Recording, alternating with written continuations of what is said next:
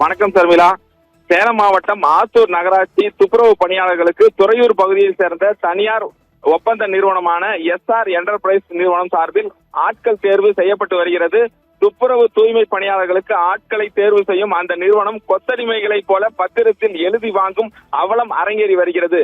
SR enterprise நிறுவனத்தை சேர்ந்த கண்காணிப்பாளராக உள்ள அருண் என்பவர் 100 ரூபாய் பத்திரத்தில் துப்புரவு பணி செய்ய வரும் பணியாளர்கள் அரசின் எந்த சலுகையும் கேட்கக்கூடாது, குறிப்பாக நிரந்தர பணியாளர்களுக்கு வழங்கப்படும் இஎஸ்ஐ, பிஎஃப் போன்றவற்றை கேட்கக்கூடாது, குறிப்பாக பணியாளர்கள் சங்கங்களின் சார்பில் பணி நிரந்தரம் கேட்டு போராட்டம் நடத்தக்கூடாது, போராட்டம் நடத்தினால் நிர்வாகம் எடுக்கும் முடிவிற்கு கட்டுப்பட்டு பணியில் இருந்து விலகிக் கொள்ள வேண்டும், எந்த பிரச்சனையும் செய்யக்கூடாது என 100 ரூபாய் பத்திரத்தில் தொழிலாளர்களிடம் கையெழுத்து வாங்கி அடிமைகள் போல் மாற்றி வரும் நிலை ஏற்பட்டுள்ளது.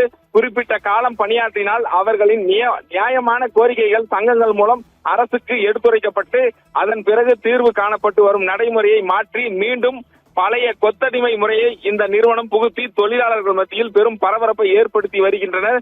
வேறு வழி இல்லாமல் சில பணியாளர்கள் 100 ரூபாய் பத்திரத்தில் கையெழுத்திட்டு செல்லும் நிலை உள்ளது.